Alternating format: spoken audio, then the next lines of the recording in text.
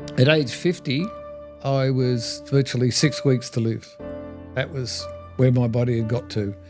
I've now turned 78 and I've rebuilt my body and memory to a stage that I never thought was possible. So I take it you probably had all the money in the world to save yourself, but no education or pathway to do it. And so you sought out how to rebuild your health. And where did you start? So I broke away from complacency, that thing of maybe going to the pub or just doing the same old stuff. So I actually left Australia and I just started again. What I did do, I met some very influential people in the healing industry. It was in listening to those speakers I found out what was the cause of my problem. Amazing. Don Chisholm, thanks for being here. Thank you, Brodie. Before we start and before we get into your story, maybe just give the audience a 30-second spiel on who you are, what you do, and kind of how you got yourself into the health field, the rebuilding, and I say the term health, very different to what we know in mainstream health, but the idea of rebuilding your health from the gut and what led you down this path. At age 50, I was virtually 6 weeks to live. That was where my body had got to. So to remedy that, I actually jumped on a plane, went over to Scotland, sat on a beach, and I started to rebuild myself. So from age 50, where I virtually had no life expectancy, I've now turned 78 and I've rebuilt my body and memory to a stage that I never thought was possible. What was it at the age of 50? What were some of the things you had, the sickness or the diseases? What were you facing? I was toxically poisoned and it virtually got me into the state of cancer, diabetes, heart and lung disease and arthritis. Right. So I wasn't in a good shape. What were you doing what sort of industry were you in at the time? I was doing swimming pools. Yeah. And I mistakenly built a car that I actually bought a Statesman Caprice and I cut the back of it off and I welded a ute to it for advertising purposes. So I had a 6-wheel, 4-door luxury limousine as my advertising tool. But unbeknownst to me, the firewall didn't stop the petrol fumes and the exhaust fumes coming through. One stops the body's ability to accept nutrients, the cells won't accept nutrients, and the other stops the body from expelling waste. So how many years or how long were you exposed to that particular vehicle, you think? 'Cause are you saying that was the cause of probably a lot of... Absolutely. Right. How long did that go on for? 400,000 kilometres. Right. So at the age of 50, and I know this to be true that you were quite a successful pool builder, one of Australia's biggest. Yeah. So I take it you probably had all the money in the world to save yourself, but no education or pathway to do it. And so you went and you sought out how to rebuild your health. And where did you start? I broke away from complacency, that thing of maybe going to the pub or just doing the same old stuff. So I actually left Australia. So I had no influence by any other people and I just started again. What I did do, I met some very influential people in the healing industry and I set up a company where I imported speakers to speak on health to a massive range of practitioners. So we're teaching practitioners about health. It was in listening to those speakers I found out what was the cause of my problem. Amazing. Is this where it led you to... Because your nickname, or people know you as, and we can share your books and stuff later, is the gut man, right? So this led you down a path to start investigating gut health. Is that where you started? It was interesting because I was in Scotland and what I learned, I set up another company where we went and did blood microscopy and iridology on people. Like practitioners would bring their clients in and we would check them and we would give them products. So I was monitoring what effect those products were having on people. Let's dive in now. We've given the audience just a bit of how you guys know what you're in for. This is someone who has lived it, spent the last 28 years now talking about basically our environment, food, water, parasites, and what I've learned from you is not only just to look at, say, how the mainstream health industry treats a symptom, but your whole thing is we can actually live without disease. Let's look at the root cause. So let's open it up now and start talking about what are some of the main three things that, whether it's our environment or the food or, whether it's being in a room full of Wi-Fi and electronics, let's maybe start at the importance of the gut and why you think it's either it's not taught, but why you think it's so important. What is it about the gut that is governing the rest of our body? It's everything. I mean, you go back to old sayings like, you have a gut feeling. You don't have a brain feeling, you have a gut feeling. I've got a gut feeling something's not wrong. The gut drives everything. And if the gut isn't functional, neither is the brain. And if the brain's out of balance, we go and do silly things. So getting that gut right feeds the whole body. Every organ in your body needs nutrients that are delivered from the gut. So if the gut isn't breaking down your food and delivering the nutrients, the cells aren't being fed. They're starving. I'll give you an example. Malnutrition. Obesity is malnutrition because the body isn't getting any nutrition, so it's storing everything for a future emergency. Well, here's the thing, right? Right now in our age, we spend more money on the health system than ever before. Mm-hmm. And is it true? Are we healthier or sicker right now? If we continue to do what we're doing, the human race may only exist for another 2 or 3 generations because we're getting sicker earlier. The fallacy that we're living longer has gone. The only people that are living longer are the baby boomers because their diet back then set them up to live into their 90s and maybe 100. But the diets and everything that the children of the day are getting is not going to get them past potentially 60 years old. And there's the other factor is that most Western countries are having trouble breeding. We never had fertility clinics 50 years ago. We might have had one here and there, but now they're everywhere. People are going in and trying to get pregnant. And the reason that we're not getting pregnant is the body's a very intelligent piece of equipment. It just says to the woman, there's not enough energy here for me to feed you, let alone someone else. Mm. And if you're going to get pregnant, I'll just abort to save your life. So the levels of population, you need 2 to 1. You need 2 children to every family. Well, we've dropped below that. We're down to 1.1 in many places. So the chances of the human race surviving the chemicals and all of the things in our environment, and the environment is 40% of what causes a condition. 40% of the illness comes from the environment. I think 70% from obesity. And genes are a small section. There's only 8% of disease can be attributed to genes. Mm. That's an interesting one. Keep going. Yeah. You can be born with a faulty gene, but that's a loaded gun. It is a loaded gun. We pull the trigger to create the disease. You can have, for example, leukemia. Leukemia comes from living under power lines. I mean, that's a proven fact. So if your family gets leukemia, and your family's always lived under power lines, if you just move away from that, your chances of getting leukemia are minimal now because you've moved away from that environment. So environmental factors are a major, major problem in why people get sick. So we've got food, water, and environment. Let's talk about food for a little bit. I guess the main difference is, what's the difference between, say, 50 years ago and now?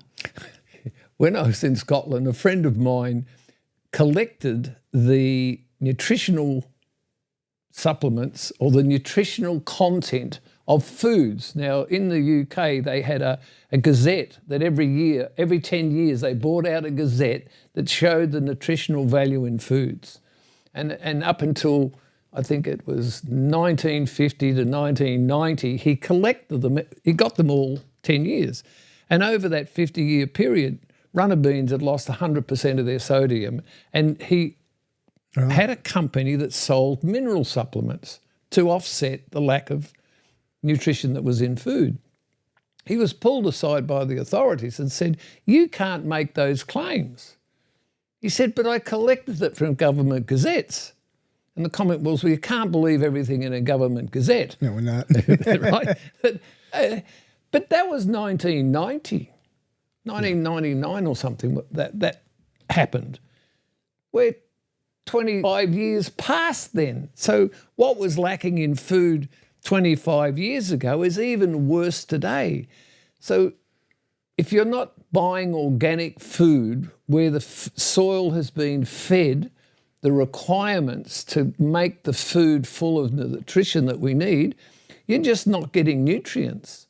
And if you're not getting nutrients to the cells can't replicate another healthy cell. So we're not having a go at the authorities or the doctors or any of that stuff. The problem is our food is not life-sustaining. Simple. And then it's because of mass manufacturing. I mean, I bought some tomatoes the other day, and I won't say where, but they're still sitting on my bench two weeks later, like a piece of plastic. And they were bought from a reputable supermarket. Well, you said it. Yeah. But our food is so genetically modified, our body doesn't recognise it as food. So if you're not shopping at a farmer's market or, growing a few little things at your own home, and it's not that difficult to grow some tomatoes and bits and pieces, and understanding what the food does for you. I have a whole thing of the healing potential of foods, and it has to be organic. It can't be chemical copies of what food was. That's what we're eating. Can't be pesticides and things riddled with sprays and stuff, which is what we're getting. I want to go back to something just so the audience isn't, that they might have missed one of the earlier starts, and I know this because I've read your material in your books. Do you believe the body has lost its ability, and this could be because of the food we've been giving it for ages, but also we actually don't have the ability right now to absorb the nutrition? This is kind of the cycle that we're on. Correct. Can you talk about that for a little bit? Yeah, well, 80% of your immune system's in the gut. This is your bacteria, your probiotics. When those probiotics are compromised by things like, do you come in contact with chlorine, fluoride, pesticides, herbicides, birth control pills, alcohol, antibiotics? If you come in contact with any of those, which we can't avoid, even the water we're drinking is killing off our good bacteria. The fluoride and the chlorine is killing that off. When you've killed off too much bacteria, the body now has lost the ability to take nutrients from food because the bacteria are breaking down the food. So the worse you destroy the bacteria or the probiotics in the gut, the less nutrients you've got a chance. And when you're eating food that's hardly got any nutrients anyway, you may as well eat cardboard because we're not getting anything. And then you go to the other extreme where you're buying foods that are full of chemicals and sugar. It just multiplies the potential of disease. So if we look at where we are today and we go back to the baby boomers, like I'm 78, I grew up in that era, the diet then was meat, probably at least twice a day, with 3 vegetables that were boiled to death. Yeah. All the goodness went down the sink, but there was still enough there that the body could keep itself going. A man could go out and work 8 hours a day. He could work 7 days a week. He could live to 90 years old. Can make 4 kids. And had many children.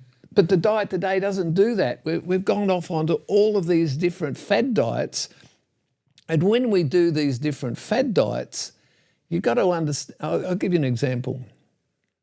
The woodgie berry that comes from the other side of the world, because those people live to a ripe old age, because they eat this berry.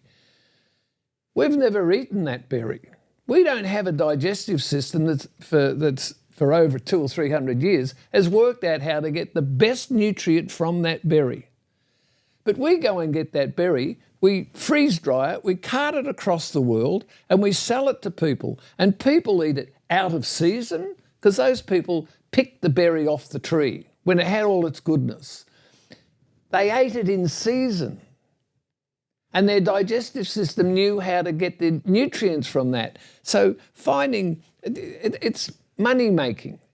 Obviously, that most people watching would know that we are living in a world where it's it's a capitalist world, so the opportunity to make money, plus the growing population. So it's more this, how do we, first of all, everyone's lost their ability to grow, hunt, gather for starters. Correct. So we're not doing that. Now we are mass producing food. We eat far more food than we used to. The food we eat is far less nutritious than it used to. And so it's this vicious cycle of we keep putting stuff in our body that's not good for us, and it's mass produced. And even talking about the colorings, we can touch on the colorings of things, the sugar in things. And so but I just want to double down on, why has our body lost the ability to actually absorb the nutrition, and how do we break that? How do we get back to being able to? Okay. So if you go back to a place like Macedonia, to when that was a village, and the village grew some food, and people ate that food, and the village got bigger. So they had to produce more food. And then the village got bigger again, and then it became a city. So they had to produce more and more food. And every year they pulled the nutrients out of the soil to the point that the population wasn't getting the nutrition from the food. It wasn't chemically treated even. It was food coming out of the ground, but it had lost so much of its nutrition that the population in the cities got worse. Right. History repeats itself, but we've fastened the system up. We're doing that on a grand scale, obviously. Grand scale. Grand scale. What about water? We're talking about water. I know you've done a little bit of context for the people. How much time have you spent studying water in particular? Well, I went to Moscow University, and I studied water there with the head biologist of Moscow University, and I learned massive amounts. We underestimate water. Good, clean water. I made the mistake of saying to the professor, we're 70% water. No, says the professor. No, I'm a scientist. I'm a chemist. I see the body in molecules. I said, what are you saying, Vladimir? He said, I see the body in molecules, and when I look at the body in molecules, 99% of the molecules are water. I said, what's the rest? Dirt. Right. Right? So water falls out of the sky and it's got no minerals or any of that in it, and it lands on the ground and it gets in the river and it picks up the energy and the magnetic fields and everything as it twists its way down the river. And it's also circulating and it's increasing its vitality as it flows down the river. When you stop that process and stick it in a tank, it loses its life force. So we're drinking water that's virtually lost its life force. So I have a product, a friend of mine, he made 5,000 of them. There's only about 6 left, but he's telling me he's going to make some more with a different format, where the water is circulated. So you put it on your house after you pump, after your filtration and everything, and it cleans up the water. And it can clean up the water to the level that it cleans out the pipes, and it does everything because the water is pure. But we don't drink that type of water. We drink water that's full of chemicals, and we don't have to name the chemicals, but it's the chemicals that you don't know that's in the water, which is probably just as bad. So if you're not filtering your water, so it's good, clean water, you're not hydrating. And if you don't hydrate, you're not absorbing the water. So your body is starving for water. We need it. Hydration, getting nutrients to the cells, and a gut full of active, viable bacteria. You may have heard me say that before. And that's the basis of health.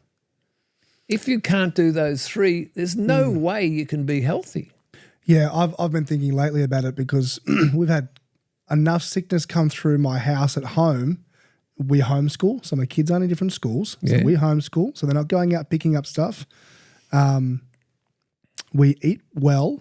I eat clean and well. You know my diet. Yes, I do. I eat well. Don't drink alcohol. Don't smoke. A lot of Wi-Fi, a lot of electronics. That's that environment which we haven't touched on yet. But even in the last week of how much sickness I've just decided, but my water at home is not filtered properly.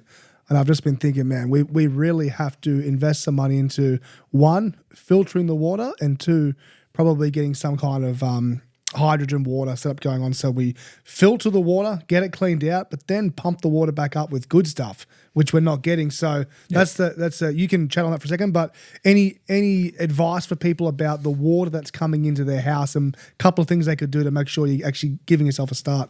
I've toured for over 20 years with audiences. They're coming to me because they want to make a difference. But if you give advice to most people, say, oh, what can I do to make myself better? I'll give you a good example. I was in a bar in Scotland, and this fellow was sitting, he's in massive pain with gout. And I said to him, mate, I know something that's really good for gout, because cherries and different foods can help soak up the uric acid. And I said, mate, I've got a couple of things that might help your gout. And he said, I have to give up alcohol, forget it. Yeah. What's the point? You know, and so many people say, oh, yeah, but, you know, I'm smoking, but, you know, I love my smokes. Why should I give that up? Well, my brother now has 18% lung capacity. He was warned. He smoked 10 years after he was told that it was time to give it up. He now has 18%. He loved his smokes. Yeah. But boy, does he regret it now.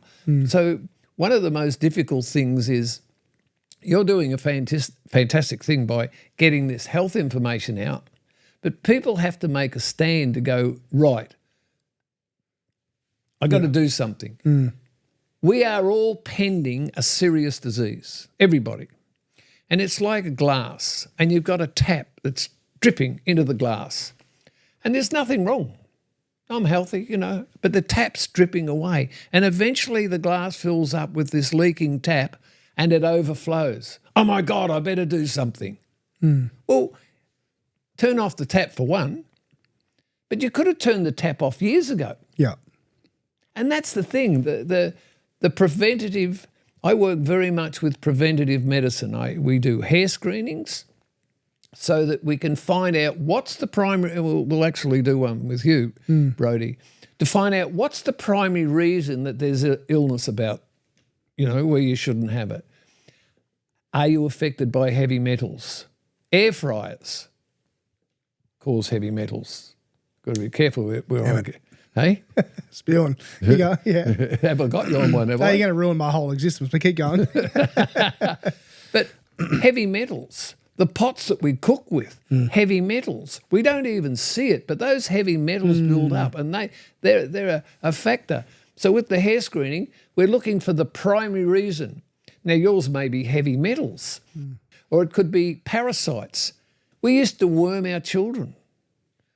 We worm our dogs, our pets, but we don't look after our own bodies as well as we look after our pets. I want to go back to, because I want people to be asking the question. We want this video to stay on YouTube, so we are kind of teetering around a few things. Yeah. What is the main reason we don't, because you're right, I remember my parents talking about worming their kids, worming us. Yeah. Why do we not, this will lead us into also parasites, and we're not obviously taught about it anymore, but why are we not worming our kids anymore, as an example? Why is that not taught? I can't answer why it's not taught. It's like a lost city, isn't it? It's out there and it's getting covered in overgrowth and everything until it totally disappears. We've forgotten about the basics of health. You know, we grandma, I have a doctor friend, and he says to me, my auntie knows more about nutrition than I do. And that's not saying anything bad about the doctor. It's just not taught in medical school. Yeah. They do 1 day or 4 hours to 1 day of nutrition. That's it for GPs. There's no exams on it, and it's not compulsory to do it. Yeah. So it's not being taught. And that's where it's gone. It's not being taught. Doctors are very much taught on, I think we touched on this at the start, but they are very much, well, they don't have the time, right, or the capacity. Mate, they got a horrible job. They got 6, 7 minutes, 5 minutes of consultation. You come in, you go to them, I'm fat or I'm bloated or something's not right or my bones hurt, and they go, here's a script, next. But we never get to the root cause until you go see someone You can't blame the doctor. Yeah. In my talks, I used to go, because I've toured for a long time, I used to go, put your hand up if you've got a condition you would prefer not to have. There was only one condition. Like if you've got something like you're overweight or you permanently get migraines or whatever, put your hand up. I stopped doing that because everybody in the audience has something going on. I know when I'm having a conversation with somebody that they have a condition they would prefer not to have. Yeah. And I'll say, you've got a condition, and some of the replies say, oh, yeah, I've got bloody bowel cancer, or I've got this, or I've got that. So when you look at the population walking down the street, it might look young and healthy. Everybody has a condition, and that's what's happened today. And if it's not addressed early in the piece, then it becomes a serious condition. If we look at the last 50 years, 60 years, 70, whatever, we can go back further now. It's 2025. You go back to 100 years, really. What are the major differences? Because we're clearly a lot sicker than we've ever been. You can walk around the street and you see footage from the 60s or even the 70s of New York or a Bondi Beach, and everyone's thin, for starters. There's no one obese, right? And I've been through it. I've been up and down in my weight. I've experienced it. I know it's always diet-related, my dad passed from esophagus cancer. It was diet-related. It was the bad food and the gases and the acids, and it created it. And they say, it could be hereditary. I was like, well, no, I refuse to. It's not going to be hereditary for me because I've looked at the issue, and the issue is the weight. If you didn't have the weight, it wouldn't have happened. It's a fact. Do you just think, what are we doing so different? Sunscreens, the stuff the poor water, poor food, packaged food. Like, what are the majors that it's so different? We could touch on different stuff around, vaccination programs and all. That's probably an episode for a Patreon where we can keep it up. But what are the major things that people can actually do differently? Give them two little simple, hey, here's what you could do today. If you want to improve your health, here's what you could do today, now. Very simple. I did a talk one night to a group of people who I was going to see 30 days later. And I said, can we run an experiment here? So here's a questionnaire and write down your health here now, okay? Now I want you to live for 1 month, just 4 weeks, and not eat anything out of a packet. Right. That's all it was. Don't eat anything out of a packet. What do we eat? What did we eat before there was packets? Yeah. Okay. After 30 days, 99% of the audience had improved their health. Just from not eating out of a packet. How were they able to measure that? Just the placebo effect, or they actually physically felt better? Filled out a questionnaire. Right. Like scale of 1 to 10. 1 to 10. These, tick, tick, tick, tick, tick, tick, tick, tick, tick. And then come back 30 days later. And it's an amazing thing. I've got that graph, if anybody wants to use it, to mark down how you are now and have a look at after 30 days. Now, in my products, I've done that test. I did a test with 40 women, and after it was 40 women for 5 months. That was the 3 to 5 months. We had improved menstrual, menopausal, weight loss, sugar cravings. One lady's thyroid went from 4.2 to 2.7 in 2 weeks, just by simple change. And basically what they were doing, they were eating pre-digested foods, powdered pre-digested foods that still had the probiotics and the bacteria in it, not added bacteria that was from the food. Yeah. Right? This might be a good time to mention too the product I use of yours, which is called it's probiotics. What's it actually called? It has two names. There's the 2012. Yep. And there's probiotic foods. We'll put the link in the video, guys. If you look at it, I've used it. I recommend it. I'm not getting payment for saying it. I have actually used it. I still use it right now. I took about a half a teaspoon this morning. But explain to people what it actually is, what these probiotics are while we're on it, and also because going back to the early stuff, that the inability for our body to absorb or to there's no food where we can get it from. So you've actually put it into a supplement we can take. Just touch on it for 30 seconds and we'll keep going. Okay. We take food. It's about a 30, 40-year-old mother culture. From food, the probiotics or the bacteria from food, they're not from fecal matter. They're not from a laboratory. They're real, proper probiotics. We feed food to that. It gets broken down. When it gets to a certain pH, the bacteria stop breaking down the food. Then air dried, and we container it up. Now the bacteria are still alive. They're laying dormant in the powder. And when you take it, they wake up and they multiply in their millions in your gut. We have to start people on as little as 1/8 of a teaspoon, because many people haven't had that much nutrition in a decade or so. Yeah.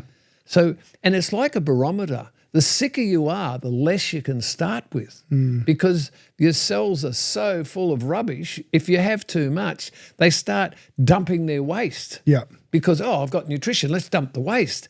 And then you get diarrhea or you feel nauseous. Well, that stuff's no good for me. It gives me diarrhea. Yes, because the body's cleaning itself up. Because your body is expelling all that crap that's in there. Literally, yeah. Yep. If you vomit from drinking, you vomit because the body says, we've had too much alcohol. This could kill you. Let's get some of it out of here. So vomiting and diarrhea are two very positive effects for the body to get itself back to normal. So trying to block up diarrhea just keeps everything getting worse. Or taking something to stop yourself being sick is not the right way to go, because you're condensing it all in there. So what does the body do? It starts to surround itself and hide all of those toxins. And could that be a tumour? What could it be? It can't get out of the body. Let's move straight into it. We'll put the link up, guys, too. I can't recommend enough. That stuff it's actually amazing. Whenever I'm disciplined and stick to it, I noticeably am aware of how different I feel. And then when I go off it, even with bloating, I get a bit of bloating when I vary my diet. I very much, most of the time, I eat as a pretty strict carnivore. But your probiotics have been amazing additive. Let's move into what I wanted to talk about for a long time with you, is because I know I know you've probably studied it for a long time, but in the last few years, it's where your head's been at. Parasites. Let's get to parasites, right? Because I feel like there's parasites everywhere. I'm on a parasite cleanse right now with my entire family all together doing a parasite cleanse. Let's talk about parasites. I'm going to make some new notes and we're going to go through, we can talk about the cancer talk. I'll be very careful in post-edit, so our friends at The Who don't take it off YouTube, but let's talk about parasites, why we're not talking about it anymore, why we're not taught about it, why doctors aren't studying parasites, why it's a bit of a buzzword now and people seem to be going, hey, parasites, we're cleansing it. Let's start at the starting line with parasites from what you've learned most recently. There was education back in the 1890s, over 100 years ago. Parasites, what they look like, the damage they cause, how you get rid of them. And that was taught. But it's not taught anymore. And if parasites aren't spoken about and nobody thinks about what parasites are, they cause inflammation. Inflammation is a leading cause of disease. So if you've got parasites, you have a problem. For example, tapeworm. I can go back 40, 50 years ago when tapeworms were a conversation, and how we used to get rid of tapeworms, or how the procedure was, you would starve yourself for 3 or 4 days and you get some dried toast and you'd bring it to your mouth, and the tapeworm would come up and you would feed the tapeworm out of your body because it'd be chasing the food. Oh, my gosh. And you couldn't bite it because it will go in half and it's still there, right? Tapeworms can be 20 feet long. You can have a tapeworm. Now, a tapeworm's getting all your nutrition before you do. It's having a field day.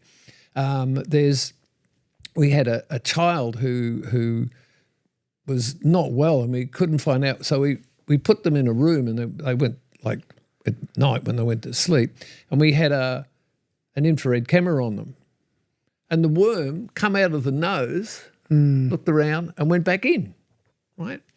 A friend of mine had a baby that was crying all the time, and we did a parasite cleanse, and the nappy had 50 parasites about this long, or worms about that long, right? They cause a lot of damage, and I go on equipment where I'm looking to see what type of parasites are there. So there's a problem with parasites. Parasites tend to hatch their eggs on a full moon. Right. So the parasite kit that I created was we would kill the parasites. The idea was to disrupt the parasites so they would defecate and possibly die. But they make a mess because they leave bacteria and all that behind. So in the evening, you take something to clean that up. Now, after about 40 days, you've done pretty well with the parasites because you're really making ground, but we keep trying to kill them off. And that goes for 60 days. That's 2 parasite cycles, right? From a full moon, you started on a full moon and you do 2 complete cycles. But yes, okay, right, after 60 days, mate, you might have cleaned up the parasites, but did you change their environment? The mold and the fungus and everything that's down there, they just come back. For example, if you want to get the rats out of a tip, you can set the tip on fire, you can set traps, you can set baits, you can do whatever you like, but you'll never get rid of the rats in a tip. How would you get rid of the rats in the tip? Don't make it a tip anymore. Take away the tip. Yeah, yeah. And that's what I did with the parasite product that I put together. You go so far, and then at the end, when there's parasites are virtually eliminated or at their weakest point, you then take away their food source. Which is what? Mold, fungus, whatever. Right. You know, you reduce their environment that they live in. So, and that's probably a 65-day course. It's not inexpensive, and it comes in a box and you follow the procedure, but it's effective because we've not only dealt with the parasites, we've dealt with their environment. Remind people what parasites can lead to from all. Yeah, what are some of the diseases parasites can give us? If you have cancer, you've got parasites. You have parasites, and some of the clinicians that work in that field, the first thing they do is, because I've worked in cancer clinics and I've had shares in another cancer clinic, the first thing we did was align the body, and the next thing we did was look seriously about removing the potential of parasites. And if it wasn't cancer, it could be any condition. If you're trying to clear yourself of a condition, but you've got something that's continually defecating inside your body, very hard to get healthy. Yeah. So when we treat these parasites, just to give people an example, like you said earlier, we know this to be true, and many people have said this, basically, if you've got cancer, very good chance it's got parasites there, and whether there's a link or not, people can draw their own conclusions. But also all the other sort of diseases that can come from parasites. I can imagine there's a whole heap, right? So how often do you think we need to be cleansing from parasites? But even besides that, once we've dealt with it, like you said, does this go back to the start with what can we now do to limit the opportunity for parasites to keep coming back into us? I know now in the perfect world, we've got ourselves eating food that's not packeted. So we're being disciplined in that. We've cleaned up the water in our house. What else? What's the environment we create? To get rats in a tip, you've got to have an environment for the rats to go and live in. Right. To have parasites, it's got to have an environment that the parasite can live in. Right. For example... let me ask you this, sorry. One more. What's the number one thing a parasite wants in your body? What's its number one thing it likes? Is it mold or what's it like? Fungus, or nutrition. Like they'll get your nutrition. They'll starve you of getting the nutrition. In 1931, Warburg proved and won a Nobel Prize for proving that if you're in an alkaline oxygen environment, cancer can't survive, won't survive in it. So most of us don't have an oxygenated area, or we're too acidic. So disease will come with acidity.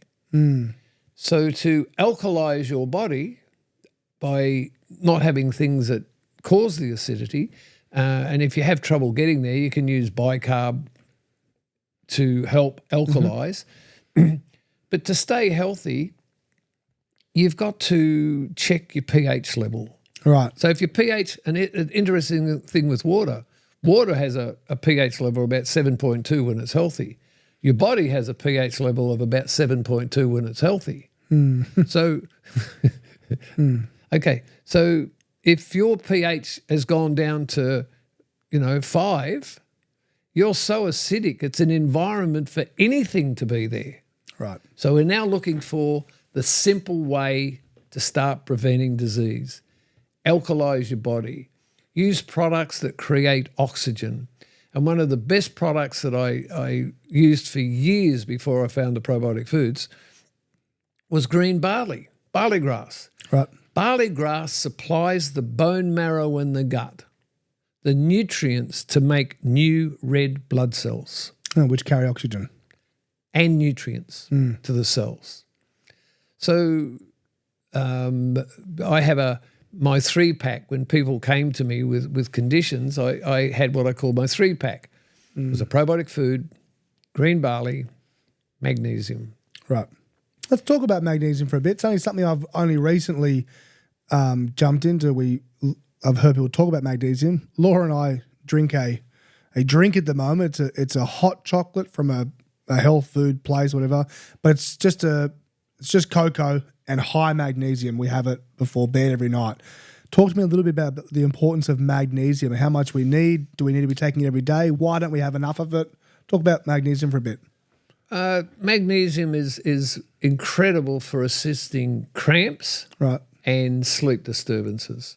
So if I've worked too hard outside and I haven't drunk enough water and my magnesium is deleted, I get the most horrific cramps and my fingers might start. If I'm working outside and my fingers get a bit crampy, I know I'm lacking magnesium because it's being drained out of my body. It's essential, magnesium. So even just taking it to get a better night's sleep. So and the thing about sleep, while I'm on that, the best time to sleep is between 9 o'clock and 3 o'clock in the morning. That is when the body does its healing. That's the most healing that ever gets done, between 9 o'clock and 3 o'clock in the morning.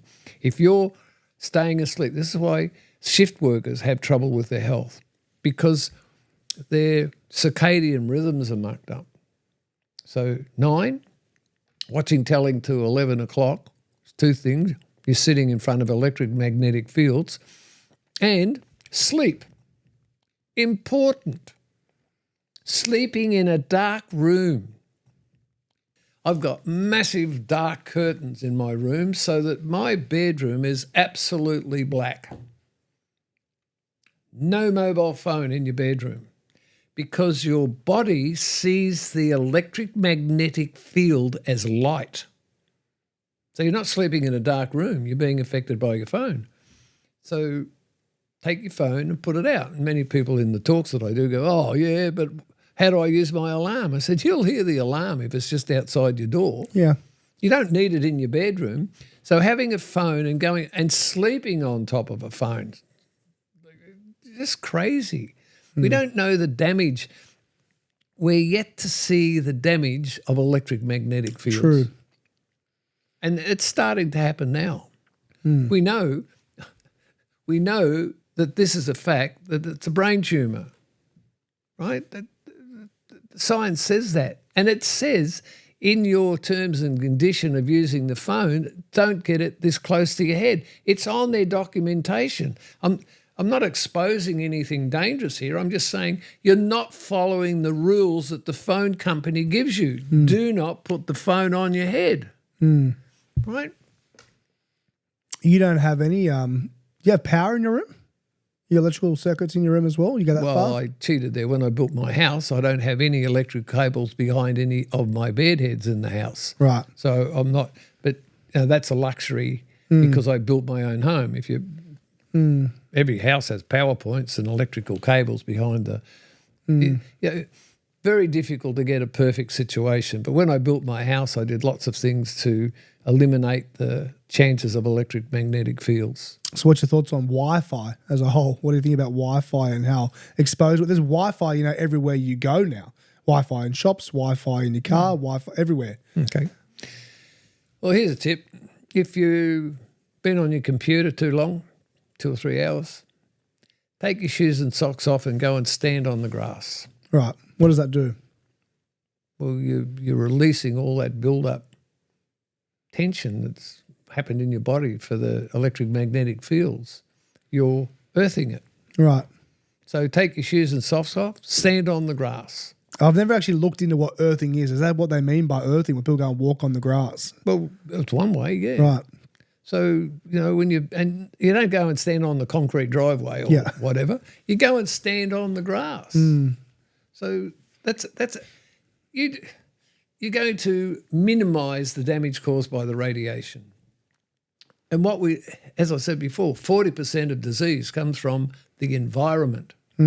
So we're not having a go at anybody or any organisation or any money-making system. What we're doing is we're simply presenting that if you move away from environmental factors that cause disease, you just move away from it. You don't have to get up and blame somebody for creating this device or making this choice. You simply don't go there. What sort of statistics have you got that you've worked at over time, or even just case studies you've seen from people who make 2 or 3 of these major changes? Have you seen some case studies or people's lives majorly change? Obviously, besides yourself, like we said at the start, you were given 6 weeks to live. You rebuilt your gut health. And then from there, you've made significant changes over time to turn the tap off, or, as you said before. What are some statistics around people who have changed their environment and changed what they're putting into their body, who have had, do you know many people who have gone from terminal illness to health? And there's a big door opens here. I'll give you an interesting story. A bodybuilder fellow in Scotland wanted to become Mr. World because his uncle was Mr. World and he wanted to achieve that. So he had a gym and he trained. He'd been training for many, many years. And I went to the gym and I nagged him. And he says it in a video. It's all recorded. To virtually do probiotics, magnesium, green barley. That's what he did. Did that for 3 months. And at that particular Mr. World was done in Australia. He came to Australia and he won Mr. World. Wow. Right? 2 years later, we put him on a program for 6 months.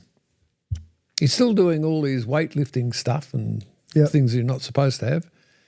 He goes to America and wins Mr. Universe. But bigger than winning Mr. Universe, he never lost libido. Bodybuilders lose libido 6 weeks in and 6 weeks out. And when they come home, they're seeing chiropractors and all sorts of stuff.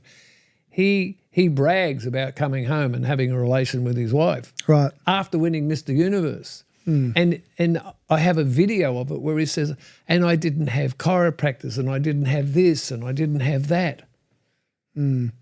Nutrition. What about people, do you know many people who have come and, so they've gone through serious diagnosis, whether it's, the C word or other things that have just taken, they've just looked at their diet and their environment and they've changed it and they've seen success. Do you see that a lot? Well, if it doesn't shut you down, I had a young lass who had incurable arthritis at 12 and incurable Crohn's at 14. At 19, they said to her, you'll never drive a car, you'll never hold down a job, you'll be on medication for the rest of your life, and when you're 30s, we'll be removing body parts to a 19-year-old girl. She's a lovely young lass, and she couldn't do anything, so she used to come and do a couple of hours once a week in the office, just doing bits and pieces. And eventually she ended up working for me. Right. No arthritis, no Crohn's. How old is she now? She'd be 25. Got her own business. Got a new car. Right. Right. Just made some changes to her environment and what she was putting in herself. Yeah. And that was it. Because the body, we're not going against the system here. This is just the YouTube way to say it. We're not going, hang on, we're not going against the system here. We're not arguing that the system is killing us. Yeah. What I'm putting forward is that if you change your environment and you get nutrients into the cells and you hydrate your body, the body is the most incredible healing machine. There will never, ever be anything created like the human body, ever. And money and science can come along and say, oh, we're going to improve on this perfect system. No, if something's working, why change it? Who was it that said, Napoleon said, when the enemy's making a mistake, don't interrupt them. Yeah. Right? Yeah. Right. So let's interrupt what we're doing. Let's interrupt what we're doing and go, hang on a minute, I'm going to change this. And there's an interesting factor. I'll just go into the cost of a parasite kit or a filtration system that's $2,000 or $3,000. The hydrogen machines are about $1,600 to $2,000. Oh, that's too much money. What do you mean too much money? Your first round of chemo could cost you $10,000. Yeah. Or whatever disease you get is going to cost you money. It's going to cost you, if you get a disease, it can cost you your job, it can cost you more than that, right? You might have to have special something that you didn't have to spend if you weren't sick. I've got a little statement. It's more of a question, but it's a statement. I'm just trying to think how to say it without having the video taken down straight away. I'm just trying to think about, whenever you touch on this stuff, like I said, we'll have another video, guys. It's going to be Patreon only, and we can just chat. I might even break the rules and have a cigar and no one will know. We can talk about all the things that we want to say, that we're just being careful. But the statement is, and you touched on it earlier, if you at home watching just eat the current Western diet, if you just ignore everything we've spoken about, if you just do, I'm trying to work out how to say this as I'm saying it, if you just continue what we're doing, the statistics or the chances of you becoming sick in some form, not of old age, but getting sick, we're supposed to live to 100, 120 if you read the Bible, something like that. But if you do what you're already doing, you could get sick in your 40s, 50s, 60s, right? So the simple changes, and we're talking about water filtration, parasite cleansers, not eating packeted foods, they seem like, convenience is a hard one, but people need to stop being led by what's convenient. And it's convenient to die young. It's not very convenient to die young. If you're a father or a wife and you got kids, it might be inconvenient to go to a local grocer or a farmer's market and source out good food. That might be inconvenient.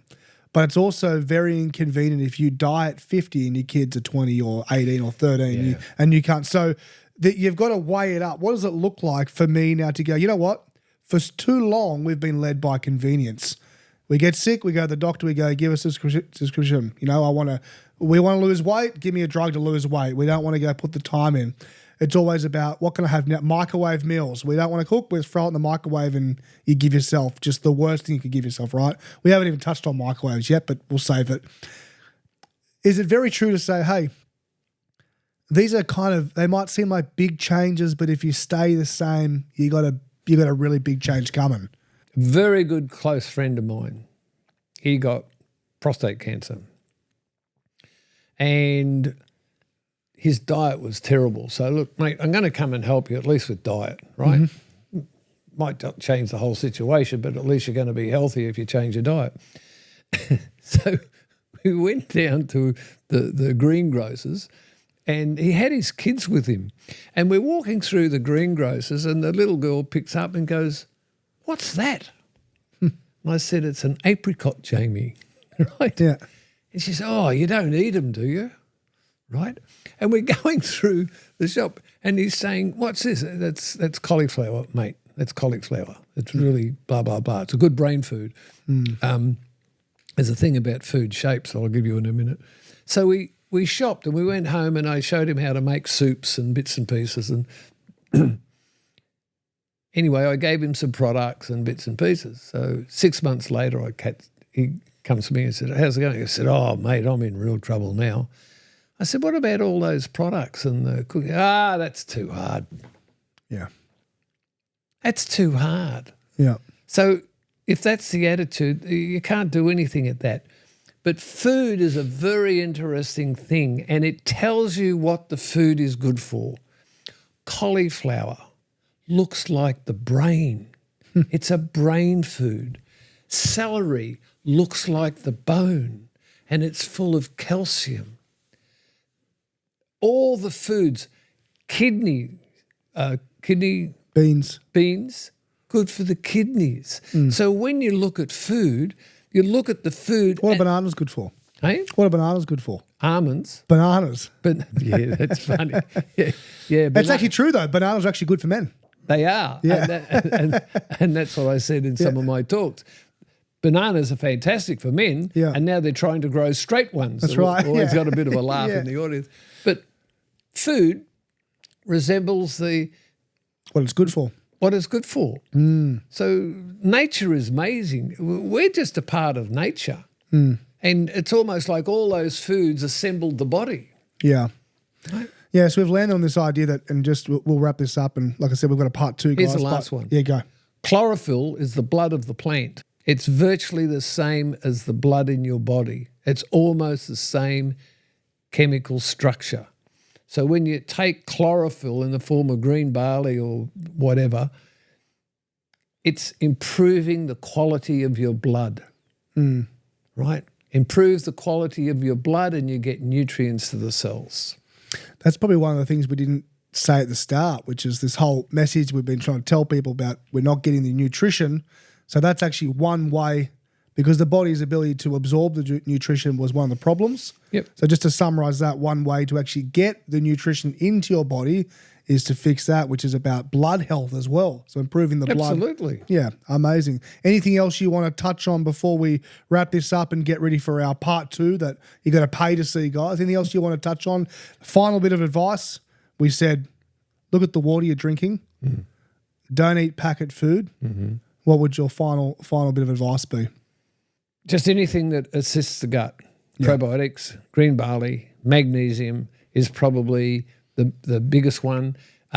Check with maybe a hair screen or whatever test you do to find out what is the primary reason that is going to cause your illness so that you're in front of it. So if your heavy metals are there, you can adjust the heavy metals. You can get the heavy metals out of your body before you get sick. And I think evaluating your health and preventing the disease. Yeah, that's the big one. Prevention. Which is like we just touched on before, which is a very good, it shows where we're at as a society where people can't be bothered to prevent. They wait until catastrophe hits and they're playing catch up. Unfortunately, the way things are wired now because of our lack of education for a lot of us is we play catch up and we get led down an avenue that's actually not going to make us better.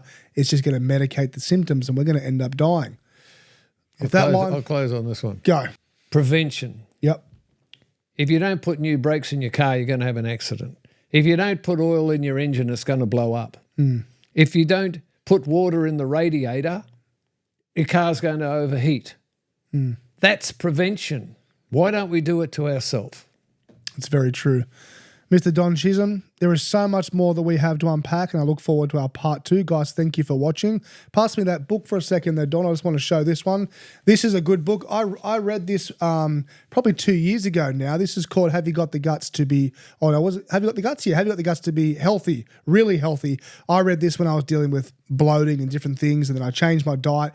It's a great book. I'm going to put the link in our bio so you can see where to grab it from. I'm also going to put the link in the bio so you can look at some of his products he sells. He's not here to sell things. He hasn't even mentioned it, but I use them, so I wanted to mention it. Thanks again, Don, for being with us. It's a pleasure. Guys, thank you for watching. Those who have made it all the way to the end, well done. You're invested in your health. Go ahead and subscribe to this channel. Not because I just want thousands of subscribers, more because you subscribing helps the algorithm. It's a game we play to push the message out. And I appreciate if you take the time to do that. Thank you for watching, and we will see you on the next episode. Bye-bye.